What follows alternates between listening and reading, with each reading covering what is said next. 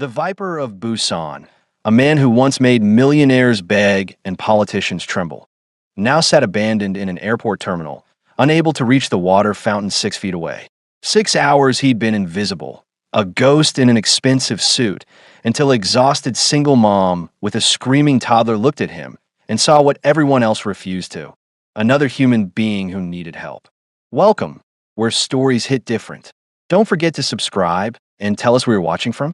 Youngwoo Park had exactly $47 in his pocket, a dead phone, and the kind of desperation that tastes like copper pennies on your tongue. Terminal 7 at LAX was a circus of controlled chaos. Businessmen speed-walking toward gates like their lives depended on it, families arguing about lost boarding passes, teenagers glued to phones, and one very alone Korean man in a wheelchair that cost more than most people's annual salary. The wheelchair was state-of-the-art, imported from Germany, with enough technological bells and whistles to practically drive itself. Too bad Youngwoo couldn't charge his phone to actually use any of those features. He'd been sitting in the same spot for 6 hours and 12 minutes. He knew because he'd counted every single painful second. The text from Soo-yeon still burned in his mind. Change my mind. Figure it out yourself. We're even now. Even. The word was a slap across the face with a wet fish. They weren't even. They'd never be even. Youngwoo had missed 12 years of his daughter's life because he'd chosen his empire over everything else. And now karma was serving him a 5-course meal of cosmic justice. And he had to eat every bite. People walked past him like he was furniture. A decorative plant. An inconvenient obstacle between them and their Starbucks lattes. Youngwoo had spent his entire adult life commanding respect through fear, and now he couldn't even get someone to make eye contact long enough to ask where the nearest charging station was. The irony wasn't lost on him. The Viper of Busan, the man who'd once had 50 armed guards, 17 safe houses, and enough offshore accounts to make a tax attorney weep, couldn't perform the basic human function of asking for help. Pride was a funny thing. It kept you warm right up until the moment it strangled you. His stomach growled. When was the last time he'd eaten? The airplane peanuts didn't count. Those things were basically salted cardboard, a crime against food everywhere. In Korea, he'd had a personal chef who prepared his meals with ingredients sourced from specific farms in Jeju Island. Now he was eyeing a sad-looking hot dog at a kiosk 20 feet away like it was fine dining. 20 feet might as well have been 20 miles. Youngwoo watched a businessman in a gray suit approach, walking directly toward him. Finally, someone with eyes that actually functioned. Youngwoo opened his mouth to speak, but the man's gaze slid right past him, settled on the empty chair 3 feet to the left, and kept moving. Didn't even register Youngwoo's existence. That stung more than it should have. A janitor mopped near his wheelchair, making a wide arc around him like Youngwoo was contaminated. An elderly couple walked past, the wife clutching her purse a little tighter when she noticed him. College kids gave him the kind of look you give a homeless person you're trying very hard to pretend you don't see. Youngwoo had made men disappear for lesser disrespect. Now he couldn't even make himself visible. His phone was dead. His contacts were useless even if he could call them. Min-jun had made sure of that. His daughter had abandoned him at an airport like lost luggage. And his legs, those traitorous pieces of meat that used to carry him through nightclubs and boardrooms and away from danger, were about as useful as decorative pillows. The overhead speaker announced a flight to Seoul. Youngwoo's chest tightened. Seoul, Busan, home. Except it wasn't home anymore, was it? Home was wherever Min-jun decided Youngwoo wasn't allowed to be, which, as of 3 months ago, was pretty much everywhere. He needed a plan. Youngwoo Park always had a plan. That's how you survive 3 assassination attempts and 2 federal investigations. That's how you build an empire from nothing in one of the most competitive criminal markets in East Asia. You plan, you adapt, you survive. Except his survival toolkit was currently limited to one fancy wheelchair, $47, the clothes on his back, and crushing existential dread. A family rushed past, the father dragging luggage, the mother carrying a baby, 2 kids trailing behind arguing about an iPad. Normal people, living normal lives, going to normal places to do normal things that didn't involve betrayal, paralysis, or international manhunts.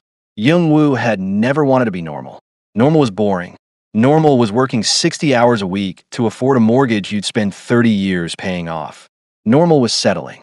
But right now, watching that family disappear toward their gate, Normal looked pretty damn good. His wheelchair beeped, low battery warning. Perfect. Just perfect. In approximately 45 minutes, even his chair would abandon him. He'd be completely immobile in one of the busiest airports in America, unable to call anyone, unable to move, unable to do anything except sit there and contemplate the spectacular collapse of his entire existence. The mighty Viper of Busan, reduced to checking his wheelchair's battery life like it was a phone he desperately needed to last through the day. That's when he heard it. A voice. Female. American. Exhausted. Jaden, baby, Mama told you 3 times we don't run in airports. 3 times. Young-woo looked up, and his entire life changed direction. Keisha Williams was operating on exactly 45 minutes of sleep, 2 gas station energy drinks, and the kind of determination that comes from being a single mother who's already survived 3 canceled flights, 1 lost diaper bag, and Jaden's complete psychological breakdown over not getting the blue juice box. The blue juice box. As if the red one contained poison. She was dragging 2 rolling suitcases that had seen better decades, a car seat that weighed approximately 900 pounds, and her 3-year-old son who decided that the airport floor was lava and therefore required being carried everywhere like a tiny, screaming emperor. Keisha's back hurt. Her feet hurt. Her soul hurt. And then she saw him. The man in the wheelchair, sitting alone near gate 47, looking like someone had personally informed him that happiness was canceled indefinitely. He was Asian, Korean, maybe wearing a suit so expensive it probably had its own insurance policy. His face carried the kind of exhaustion that comes from somewhere deeper than just lack of sleep. This was existential tiredness, the kind that settles into your bones. Keisha knew that look. She'd seen in the mirror often enough. Everyone was walking past him. Everyone. Like he was invisible. Like he didn't exist.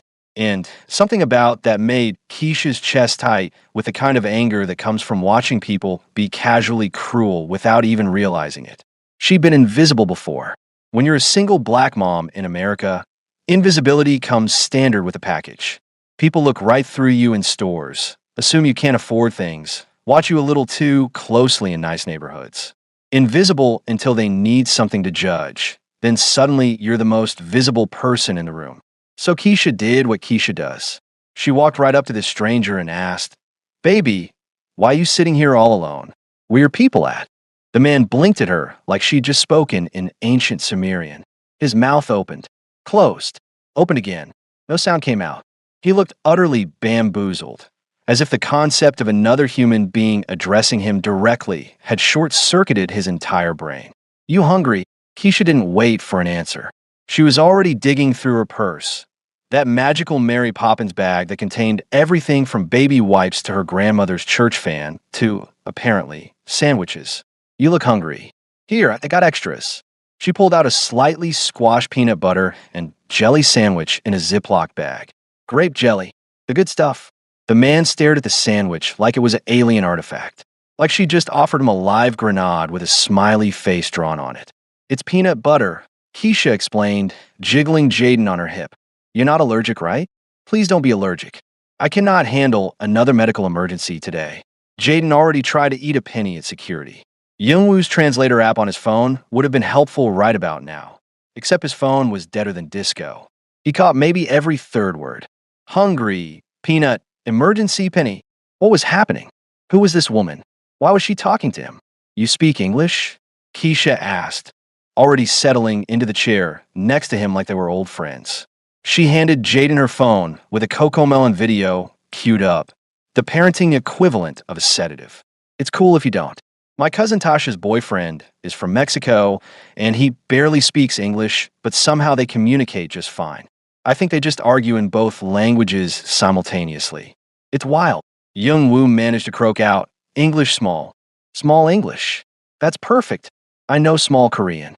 Keisha held up her fingers in a tiny gap. "Like this much. I watched Squid Game. Twice. I know how to say." She paused, clearly trying to remember. "Annyeonghaseyo?" The pronunciation was absolutely massacred, like the Korean language had been put through a blender and serve as a smoothie. But Young-woo, the Viper of Busan, the man who once made a Russian arms dealer cry during negotiations, felt the corner of his mouth twitch. Almost smiled. He'd forgotten his face could do that. Close, he said carefully in English. Close. See, we communicating already. Keisha beamed. I'm Keisha. This is Jaden. He's 3, and he's currently obsessed with excavators. Don't ask him about excavators unless you got 45 minutes to spare. Young-woo, he replied, his English rusty from disuse but functional enough. John Woo? Like the action movie director? That's dope. Keisha was already unwrapping the sandwich. You want half? I actually have like 3 more of these. I made them this morning thinking the flight would have food, but she made a disgusted noise. They wanted to charge me $12 for a turkey wrap that looked like it was made during the Obama administration. First term, Young-woo accepted the sandwich half because refusing would have required more English than he currently possessed, and also because his stomach was actively considering filing a missing persons report on food. He took a bite. Peanut butter, grape jelly, white bread. It was the best thing he'd eaten in 6 months. Good, right? Keisha said, watching him with satisfaction. Jaden won't eat them anymore because he saw some YouTube video saying peanut butter is made from bugs or whatever. Kids are ridiculous. Last week he was eating dirt. This week peanut butter is beneath him. Young-woo was experiencing several emotions simultaneously. Confusion about why this stranger was helping him, gratitude that someone finally saw him, and the bizarre realization that he was eating a children's sandwich in an airport terminal while his entire criminal empire burned to the ground across the Pacific Ocean. You flying somewhere or just hanging out? Keisha asked. Because if you're trying to get to Korea, I hate to tell you this, but you're sitting at the wrong gate. Korea flights are in the international terminal. This is domestic. You heading to like Atlanta? Orlando? Young-woo's brain stuttered. Wrong terminal. Of course it was the wrong terminal. Because why would anything go right today? He started, then realized he had no idea how to explain his situation. Well, you see, I'm a paralyzed crime lord whose organization betrayed him and whose daughter abandoned him at LAX. And I have no money, no phone battery, and no plan. Also, I might be wanted by Interpol. How's your day going? Lost, Keisha supplied helpfully. Yes, Young-woo agreed. It was the understatement of the century, but it worked. Baby, you and me both, Keisha laughed, but it was tired around the edges. I'm supposed to be in Atlanta 3 hours ago, but the universe had other plans. My mama's probably already calling everyone in her church prayer circle to pray for my travel safety. I'm going to show up, and she's going to have a whole healing service prepared. Jaden looked up from the phone. Meemaw. Yes, baby, we're going to see Meemaw. If we ever get on an actual airplane. Young-woo watched this woman, this complete stranger, juggle her son, her bags, her exhaustion, and somehow still have enough energy to care about a random disabled man sitting alone in an airport. Min-jun had betrayed him for $50 million and control of an empire. This woman had stopped for him because he looked lonely. The math didn't make sense. The universe didn't make sense. But the sandwich was good, and for the first time in 6 hours, Young-woo didn't feel invisible. Keisha had been talking for approximately 17 minutes straight. A personal record even by her standards, covering topics ranging from why Delta was superior to United, better snacks, her sister's drama with her no-good boyfriend Deshaun. He forgot her birthday again, and the absolute tragedy that was airport coffee pricing, $7 for burnt sadness in a cup. Young-woo understood maybe 40% of what she was saying, but he nodded along anyway, because honestly, this was the most human interaction he'd had since the accident. In a hospital, people had talked at him. Doctors with their clipboards, nurses with their sympathetic head tilts, Min-jun with his corporate betrayal PowerPoint. Nobody had talked to him like he was just a person. So anyway, Keisha continued, shifting Jaden to her other hip. I told my sister, I said, girl, if a man can't remember your birthday, he definitely ain't remembering where he left his standards. You know what I'm saying? Young-woo did not know what she was saying, but he nodded because Keisha had the kind of energy that demanded agreement. You got kids? She asked suddenly. Young-woo's chest tightened. Daughter. Oh, how old? 29. 29. So you a real grown-up daddy. That's nice.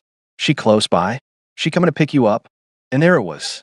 The question that made Young-woo want to will himself directly into the ocean. How did you explain to a stranger that your daughter hated you so much she'd rather leave you stranded in an airport than spend 30 minutes in a car together? She, busy, Youngwoo managed. Keisha's eyes narrowed in that way mothers do when they smell nonsense. Busy? Baby, you sitting here for how long you been here? 6 hours. 6 hours? Keisha's voice went up 3 octaves. Several people nearby turned to look. And she ain't come get you? What kind of busy is that busy? Is she performing surgery? Is she negotiating world peace? Is she... Youngwoo searched for the English words. Not close. Oh. Keisha's expression softened immediately. Oh, baby. I'm sorry. Family stuff is hard. Youngwoo shrugged, trying to look casual while his heart was doing somersaults of shame.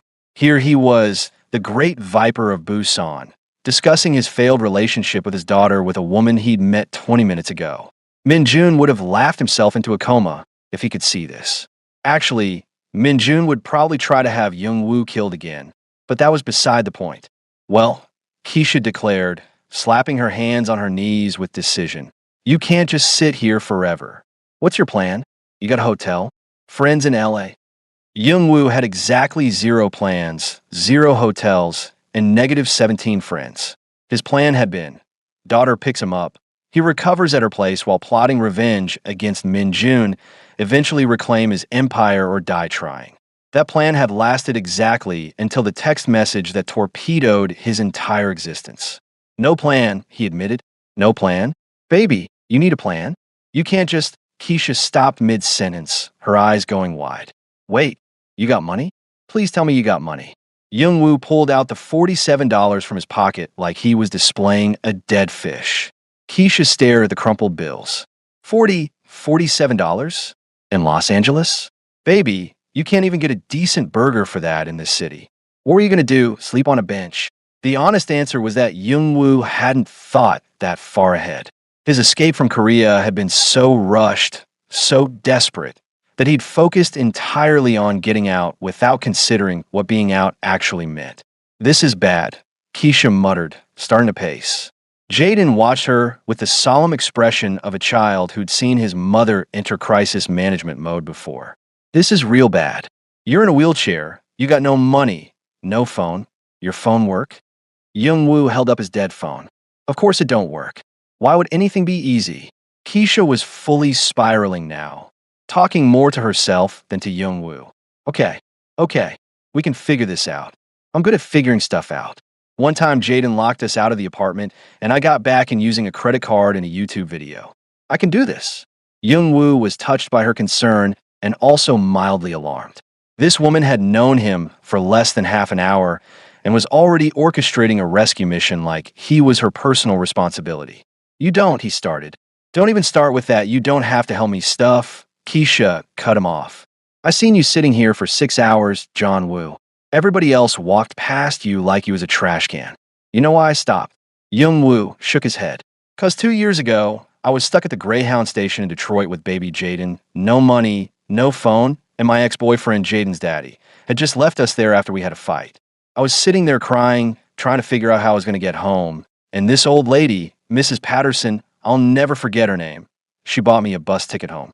Didn't ask questions. Didn't lecture me. Just help. Keisha's eyes were fierce now, locked on Youngwoo. She told me, baby girl, when you see someone who needs help, you help. That's it. That's the whole thing. So I'm helping. Youngwoo felt something crack in his chest. Something that had been frozen solid since the accident, since the betrayal, since Soo-yeon's text message. He'd spent 6 months surrounded by people who wanted him dead or gone. And now here was this stranger, this exhausted single mother with her own problems, deciding that his problems were worth her time. Thank you, he said quietly. The English words felt inadequate for what he was trying to express. Don't thank me yet. I still got to figure out what we're actually going to do. Keisha chewed her lip, thinking, you got any credit cards? Anything. Youngwoo shook his head. Min-jun had frozen everything. Every account, every card, every asset. The man had been thorough. Okay, so here's what we're not going to do, Keisha announced. We're not going to leave you here. That's off the table. I don't care if I got to sneak you in my mama's house in Atlanta like you're a stray cat she told me not to bring home. The image of him being smuggled into someone's grandmother's house was so absurd that Youngwoo almost laughed. Almost. My flight to Atlanta leaves in 2 hours, Keisha continued. Your phone dead, you can't call nobody, and you definitely can't afford a hotel in LA. So here's what I'm thinking. An announcement blared overhead. Attention passengers. Due to ongoing technical difficulties, all flights are experiencing delays. We apologize for the inconvenience. Keisha and Youngwoo looked at each other. You gotta be kidding me, Keisha groaned. Youngwoo's wheelchair beeped. Battery at 15%. The universe, it seemed, had a sense of humor after all. And it was terrible. Where in a map are you watching from? The airport had officially descended into chaos. Delayed flights had turned Terminal 7 into a refugee camp for the inconvenienced. Businessmen were arguing with gate agents like their PowerPoint presentations could intimidate weather patterns. Families had created entire living room setups with blankets and pillows. One woman was doing yoga near the Cinnabon. Someone's emotional support peacock was causing a scene near Gate 52. A peacock at LAX. Youngwoo had seen many strange things in his criminal career, but America was truly on another level. Keisha had claimed 3 chairs near an outlet, worth more than gold in an airport during delays, and was attempting to charge Youngwoo's phone using a cord she'd MacGyvered from her own charger and what appeared to be sheer willpower. Come on, she muttered, jiggling the connection. I've charged worse phones than this. One time I kept my phone alive for 3 days using a car battery in pure spite. Youngwoo believed her. Keisha had the energy of someone who'd fought the universe to a stalemate multiple times and refused to lose. Jaden was occupied with a coloring book Keisha had produced from her magical purse, drawing what appeared to be either an excavator or a demented dinosaur. Hard to tell. Okay, Keisha said, settling into crisis management mode. Let's assess the situation. You're Youngwoo Park from Korea. You're paralyzed? Accident. Youngwoo hesitated, then nodded. Close enough. You got a daughter who left you at the airport, no money, no friends in LA, and she gave him a pointed look. I'm guessing there's more to this story than you're telling me. Youngwoo's poker face had been legendary in Seoul. He could bluff his way through million-dollar negotiations without flinching. But Keisha Williams stared at him with the x-ray vision of a woman who'd heard every excuse in the book and several that weren't in the book, and Youngwoo felt his defenses crumble like a sandcastle in a tsunami. Complicated, he managed. Baby, my life is an entire TV drama. Try me. Youngwoo looked at this woman, really looked at her. She was maybe 30, with exhausted eyes that still managed to sparkle with something like hope. She wore leggings and an oversized Howard University sweatshirt. Her hair was pulled back in a messy bun that suggested style was the last thing on her priority list after Keep Child Alive and Catch Flight. She had absolutely no reason to help him. Every reason to walk away. And yet here she was, trying to charge his phone like it was a matter of national security. Bad people, Youngwoo said carefully. In Korea. Looking for me. Keisha's eyebrows shot up. Bad people? Like bad? Like mafia bad, or like you owe money to a loan shark bad? Youngwoo made a SOSO gesture with his hand. Oh my God, Keisha breathed. You're in witness protection or something? Something, Youngwoo agreed. It was easier than explaining he was the mafia. And your daughter won't help you because she hate me. The bluntness of it seemed to catch Keisha off guard. She sat back in her chair, processing. Jaden chose that moment to hold up his drawing. Mama, look, excavator. That's beautiful, baby, Keisha said automatically, then turned back to Youngwoo. She hate you. Or like teenager, I hate you, but she actually loves you? Real hate. Damn. Keisha was quiet for a moment. What you do? Youngwoo considered lying, considered deflecting. But something about Keisha's directness demanded honesty. I choose work, not choose her. Many years. Understanding flickered across Keisha's face. You weren't there. No. And now you need her, and she said, figure out yourself. Youngwoo nodded. That's cold, Keisha said, but there was something in her voice that wasn't quite judgment. But I get it. My daddy wasn't there either. Left when I was 6. Showed up at my high school graduation like he deserved a trophy for the bare minimum. She shook her head. I didn't talk to him for 10 years after that. You talk now. He died, Keisha said simply. Heart attack. And you know what the worst part was? I was still mad at him. Even at his funeral, I was sitting there thinking, you don't get to die before I forgive you. That's not how this works. Young-woo understood that feeling intimately. Anger was easier than grief. Resentment was safer than forgiveness. I'm sorry, he said. Yeah, well, Keisha shrugged. Can't change the past. Only thing we can control is what we do right now. She looked at him pointedly. You gonna try to fix things with your daughter? She not want fix. That wasn't the question. I asked if you're gonna try. Young-woo opened his mouth, then closed it. In all his planning, all his schemes about revenge against Min Jun, reclaiming his empire, surviving, he hadn't actually thought about Soo-yeon beyond her utility as an escape route. He hadn't considered that maybe, possibly, he owed her more than just showing up when he needed something. I don't know, he admitted. Well, that's honest at least, Keisha said. Look, I don't know your whole situation, but know what it's like to have a parent who wasn't there. And I know what it's like to need help and have everyone pretend they don't see you. So here's what we're gonna do. She leaned forward, and Young-woo recognized the expression on her face.